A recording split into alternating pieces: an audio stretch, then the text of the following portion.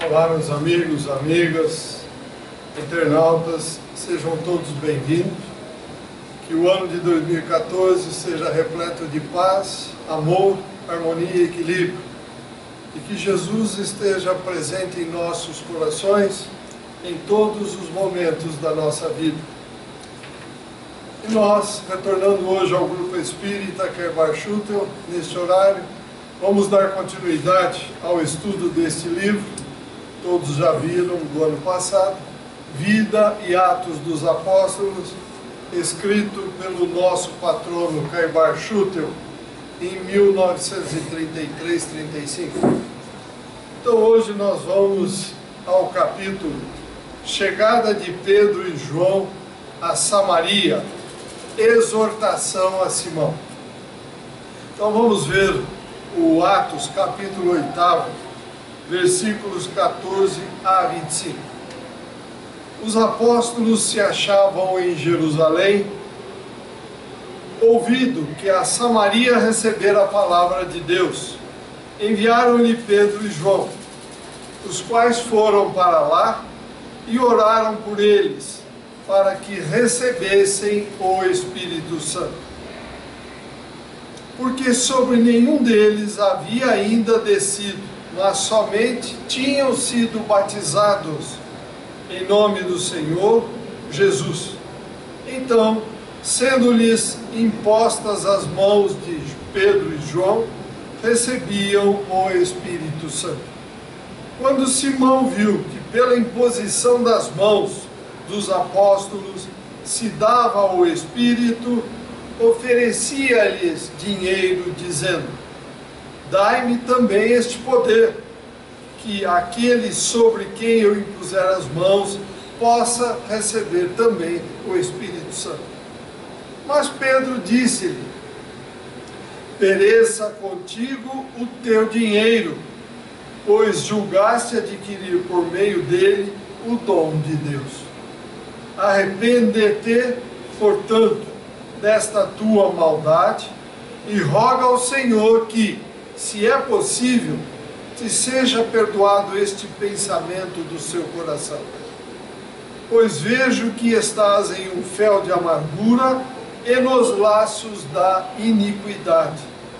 Disse Simão: rogai vós ao Senhor por mim, para que nada do que haveis dito venha sobre mim.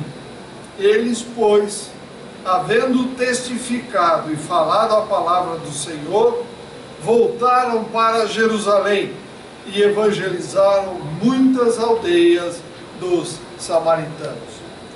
Então agora vamos ver o que é que Kaibar comenta sobre esse texto.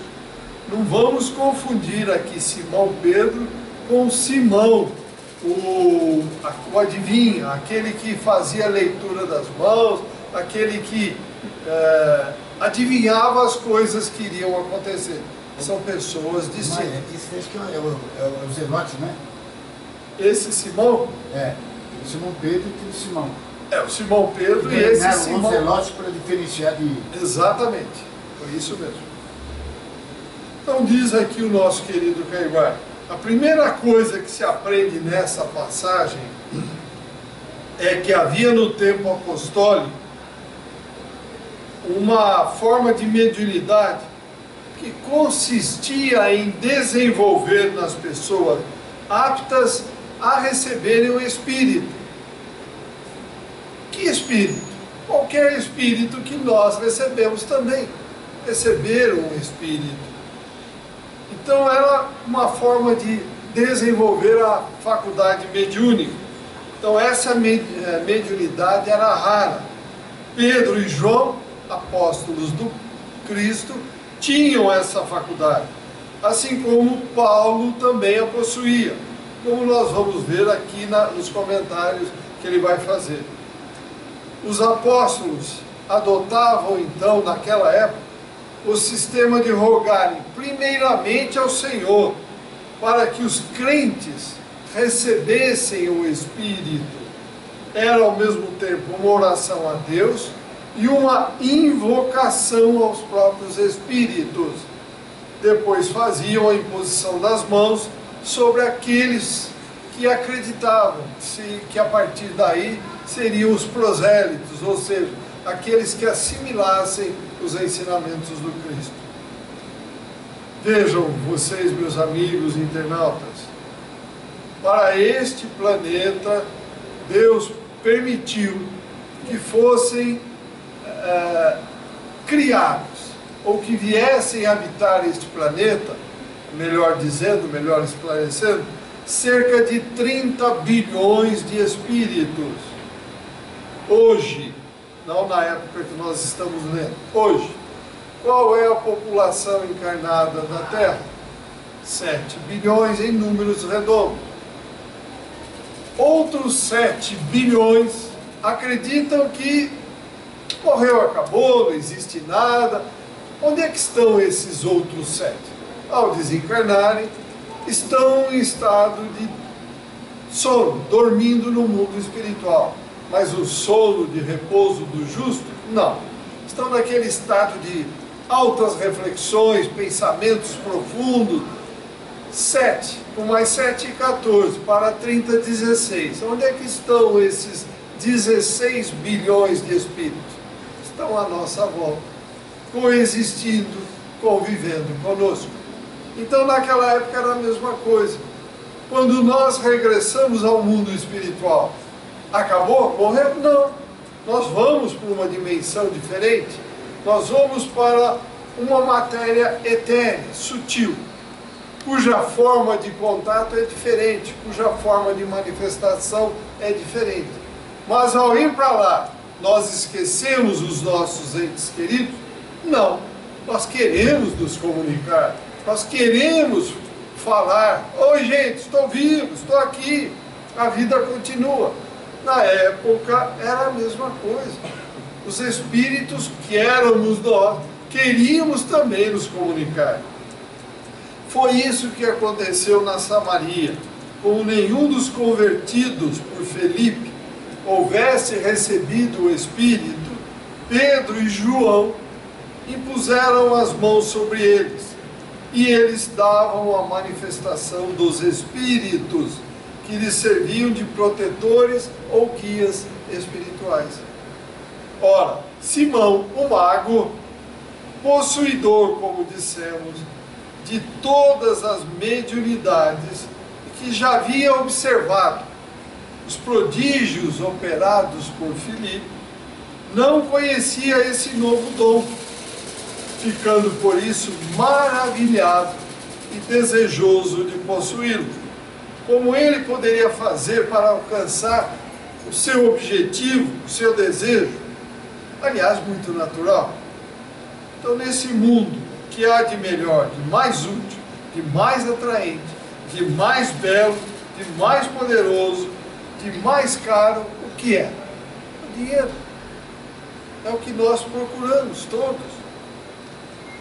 Simão, o mago, estava então disposto, tal a sua inclinação para as coisas espirituais, a entregar aos apóstolos todo o seu dinheiro em troca desse dom espiritual. E eu pergunto aqui a vocês, meus amigos, compra-se mediunidade? Não, não se compra mediunidade. Mediunidade tem que se vir já programado para isso no mundo espiritual. Desenvolve-se?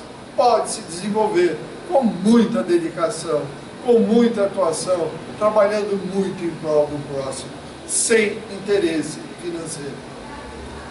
Também o rabiscador das linhas, se tivesse tido dinheiro e tivesse certeza que, aqui, isso é o Caibar falando, eu nem tinha lido.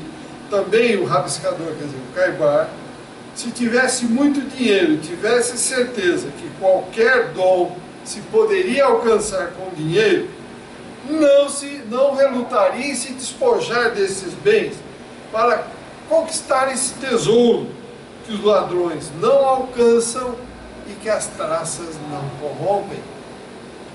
Pedro, que conhecia o coração de Simão, teve compaixão dele. Por quê?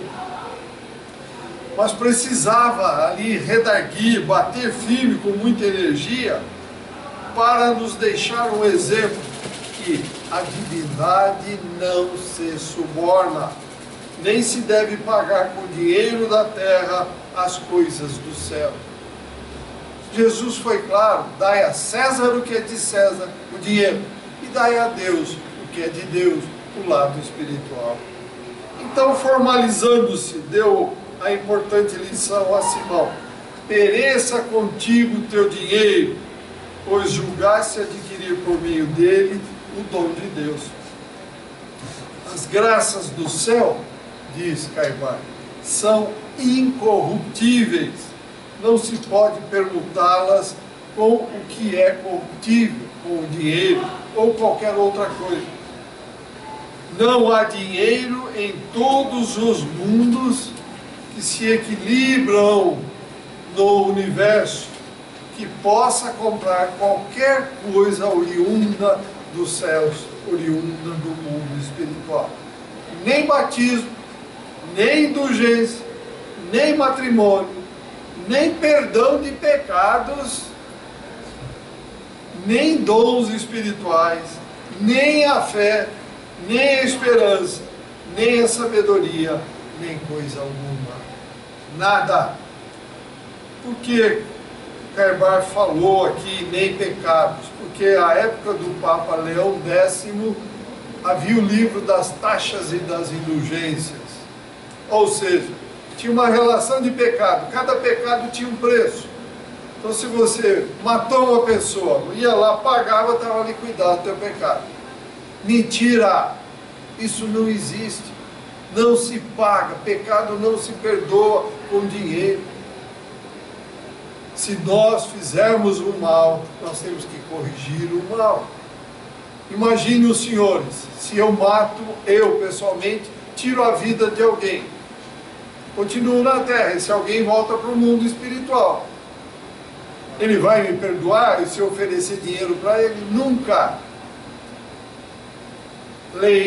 As leis do universo, como está aqui claro, são incorruptíveis. Ação e reação. O plantio é livre, mas a colheita é obrigatória. Então diz aqui o Caibar, vou regredindo, voltando à época em que ele escreveu isso, 1933, 35. Os sacerdotes atuais não entendem a doutrina espírita, mas com certeza vão entendê-la mais tarde.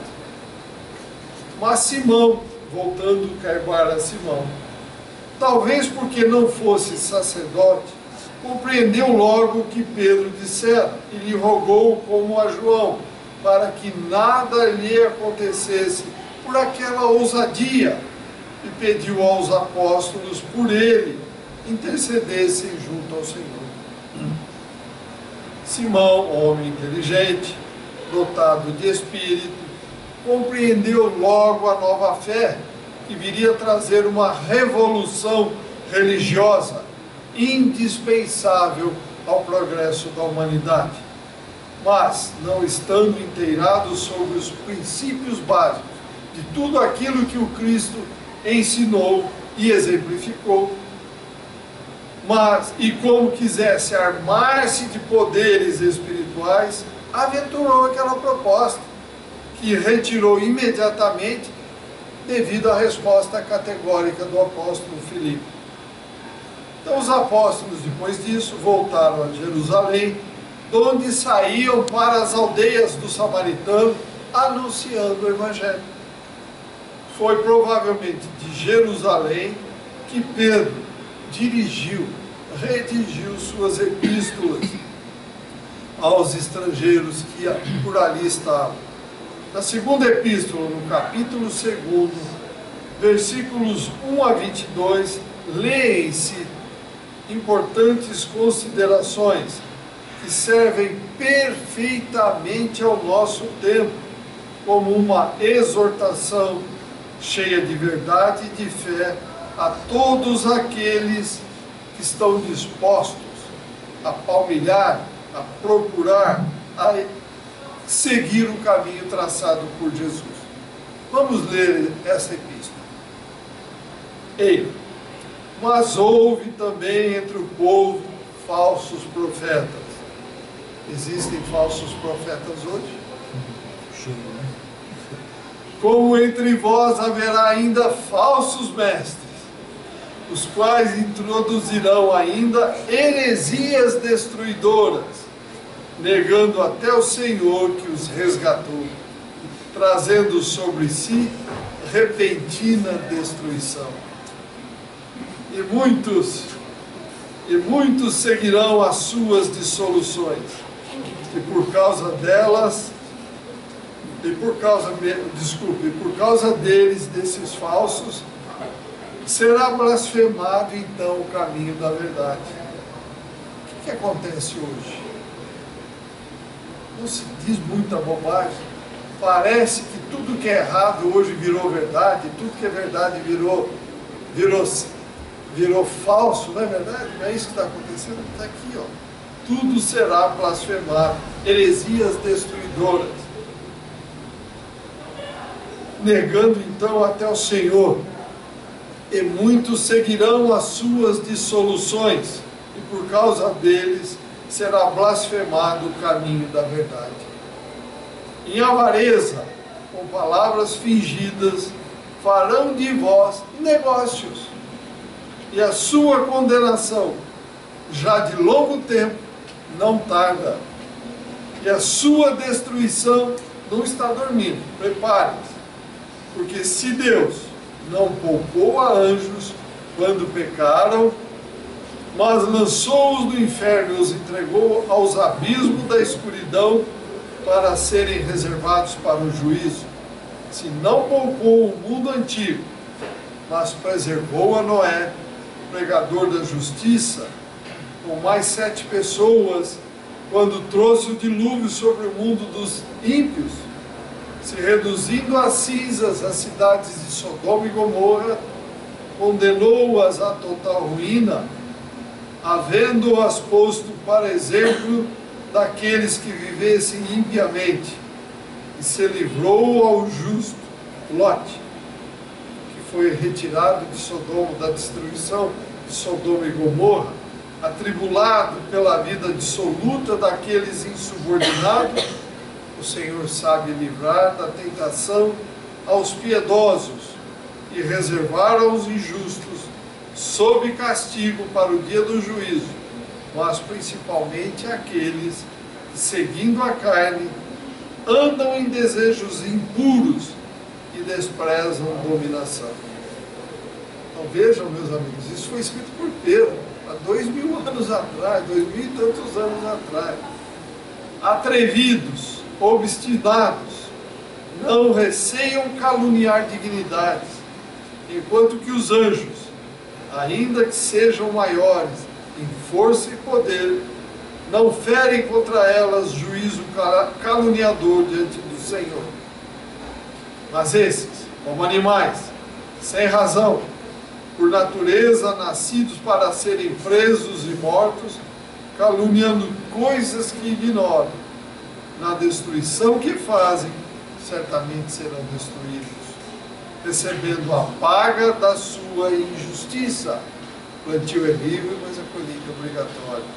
Homens esses, que têm na ponta de prazer o deleitarem-se à luz do dia, são manchas e defeitos, regalando-se nas suas dissimulações ao banquetear-se com o rosto, tendo os olhos cheios de adultério e que não cessam de pecar, enganando as almas inconstantes, tendo o coração exercitado na avareza. Filhos da maldição, deixando o caminho de direito, desviaram-se, tendo seguido o caminho de Balaão, filho de Beor, que amou o galardão da injustiça, mas que foi repreendido pela sua transgressão. O jumento mudo, falando em voz de homem, refreou a loucura do profeta. Esses são fontes sem água, névoas levadas por uma tempestade, para os quais tem sido reservado o negrume das trevas. Porque, proferindo palavras arrogantes de vaidade, nas concupiscências da carne, nos desejos da carne, enganam com dissoluções aqueles que apenas estão escapando daqueles que vivem no erro, prometendo-lhes a liberdade, quando eles mesmos são escravos da corrupção. Porque o homem é feito escravo daquele por quem ha sido vencido. Portanto, se depois de terem escapado das corrupções do mundo, pelo pleno conhecimento do Senhor e Salvador Jesus Cristo, se deixam enredar nelas de novo e são vencidos, torna-se o seu último estado pior que o primeiro. Então veja, o apóstolo então ele vai concluir o seguinte, as suas epístolas, com uma exortação bastante eloquente e que exprime magnificamente o dever de todos os cristãos para alcançar as glórias da sua sabedoria fundada, bem fundada em uma religião pura aos olhos de Deus, dizendo para cada um de nós, para concluir, crescei no conhecimento. E conhecimento, meus amigos, é isso que nós estamos fazendo, é estudar, é ler, é discutir, mas não com juízo pré-formado e não aceitar discussão. Temos que estar aberto, espaço mental aberto, novo, para mudar as nossas formas de ser. Crescei no conhecimento e na graça do Senhor Jesus Cristo. A Ele seja dada a glória, tanto agora como para sempre. Não vamos imaginar, meus amigos, amigas e internautas, que nós vamos crescer deitado numa rede de papo pro ar, ou imaginando que por osmose, um livro embaixo do braço, os conhecimentos serão absorvidos por nós. Não serão. Tudo depende de muito trabalho, como diz o Espírito de verdade. Amai-vos e instruí-vos. Amemos a Deus e ao próximo como nós mesmos e busquemos o conhecimento. Que conhecimento? Esse fantástico que o Cristo veio nos trazer e veio exemplificar. Ah, mas aqui na terra é difícil, nós precisamos trabalhar, precisamos do dinheiro. Precisamos trabalhar, precisamos do dinheiro. Alguém leva dinheiro quando bate as botas ou quando botou o pijama de madeira? Dinheiro é importante aqui, mas se tivermos bastante dinheiro, tornemos a vida daqueles que estão ao nosso redor focada também no bem.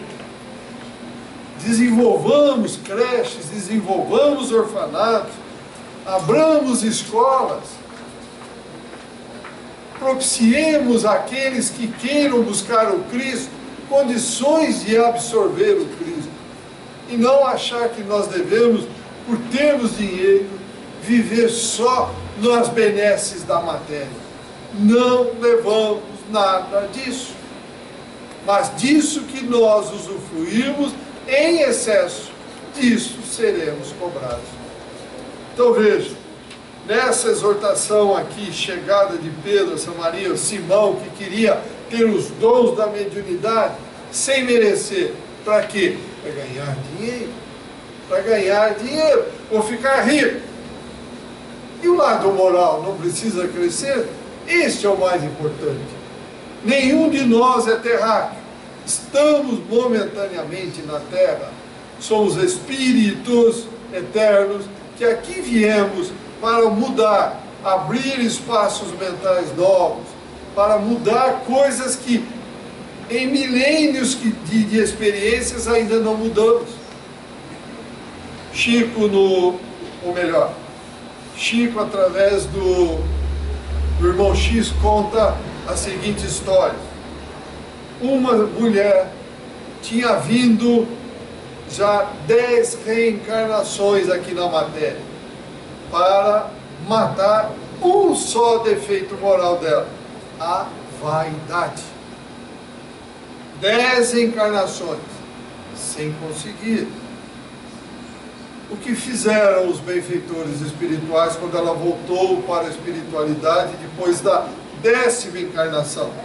Levou-a, acompanhou-a até as regiões profundas e sugeriu a ela que ela voltasse e adotasse 4 daqueles espíritos bastante atrasados, mas os 4 com grandes problemas, surdo-mudo, tetraplégico, outros tipos de doença, e que ela aqui nessa 11ª experiência, que ela seria abandonada pelo marido. E assim ela topou e veio. Imagine a vida que ela deve ter tido. 4 filhos com grandes necessidades, abandonada pelo marido. E ela foi até o final. Finda a 11ª reencarnação. Aí ela conseguiu matar a vaidade. Vaidade. Difícil, hein? E o orgulho? E o egoísmo? Onde é que está, meus amigos? Quantas encarnações cada um de nós já teve para matar esses dois vícios terríveis que nós temos, orgulho e egoísmo, e não conseguimos. Está aí. Eles são as causas de todos os nossos males, diz Kardec. Então não viemos passar férias, não, meus amigos. E outro, não basta bater um dedo aqui e resolvido o meu problema. Eu, a partir de agora, vou ter paciência. Pronto, sou um homem paciencioso. Nada disso. Você quer ter paciência? Vai lá, ó, a situação é essa. Enfrenta a situação, resolva, tenha paciência. É assim que nós vamos resolver. Se nós não resolvemos os nossos defeitos morais, o que é que vai acontecer conosco? Vamos embora para Quiron, ou seja, planeta Chupão. Lá nós vamos ter que comer grama sem ter grama. E aí, como é que fica? Aí vai ser bem mais difícil. Abro para perguntas. Quem tiver dúvida, por favor, ou sugestões. Então veja, a mediunidade é algo fantástico, mas ao mesmo tempo é algo que nós, quando estamos no mundo espiritual, escolhemos para corrigir o mais rápido possível a quantidade excessiva de erros que tivemos e cometemos nas vidas passadas. Então, mediunidade, meus amigos, amigas e internautas, não é privilégio, não é dom especial de ninguém. É sim tarefas árduas, tarefas que nós temos que realizar com muito amor, com muita dedicação e com muito afeto. Algum comentário? Alguma pergunta? Só isso dele. E até hoje o pessoal ainda faz cobrança da mediunidade, né, irmão? E esses que fazem isso, não vê que eles estão em erro, né? Acho que estão certos. Acho que isso é um dom deles, eles vieram com essa aptidão, e é um patrimônio deles, né? E fazem isso. O vizinho meu aí mesmo faz isso aí direto. Negativo. Não é dom, não é privilégio, ao contrário. Está altamente endividado e assumiu o compromisso de querer o mais rápido possível quitar os compromissos do passado. E se age dessa forma, ao invés de quitar, assume novos compromissos. Mesmo na França, onde o espiritismo surgiu, né? Existe lá uma cobrança por um passe. Cobrar um passe? Puxa, que isso? Um absurdo, né? Pois não. A criação do espiritismo é uma coisa aceitável, uma coisa... Emmanuel diz o seguinte: aguardemos 72 horas para que todos os fluidos vitais sejam retirados do cadáver. Depois disso, tudo bem, sem nenhum problema. Aguardemos 72 horas. A gente vê nisso daí uma grande verdade, que Jesus demorou quantos dias? 3 dias. Tá aí. Maria Madalena. Exatamente. Sem nenhum problema. Confirma isso daí, né? Eu acho que confirma. Confirma. A 72 horas. O Emmanuel disse para o Chico que 72 horas. Mais perguntas? Mais comentários? Oi, não. Atividade, né? Oi. O Caivá faz sobre desejo de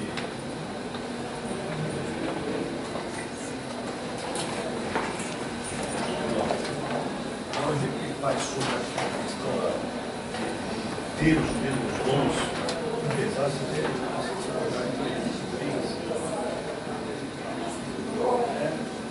sei lá, eu não encontrei de fato um Desculpe, eu agora não ouvi. Aumentou o barulho lá e eu não ouvi. a analogia que faz com esse dom, a questão do desejo sobre os dons, não consegui ver da mesma forma. Eu vejo o Caivá fazendo essa analogia organicamente. Então veja, não é com dinheiro que nós vamos ter a possibilidade de ter os dons. Então é isso que ele quis dizer. Não adianta ter dinheiro que você vai comprar os dons. Não vai. Dinheiro é aqui, você não vai comprar dom. Você pode beneficiar pessoas fazendo bem, abrindo creches, abrindo orfanatos, asilos, escolas para tirar as crianças da rua e por aí afora. Mas com o dinheiro não se compra a mediunidade, não se compra dom nenhum, não se compra o perdão. Veja, dei o exemplo, vou matar alguém, será que ele vai me perdoar porque eu dei o dinheiro para alguém? De jeito nenhum. Ele vai querer uma resposta. E essa resposta virá naturalmente pelas leis de ação e reação. Eu vou ter que pagar. O plantio é livre, mas a colheita é obrigatória. Bom, alguma pergunta a mais? Então vamos nos preparar para a continuidade. A doutora não vem, eu vou dar continuidade, mas com outra coisa.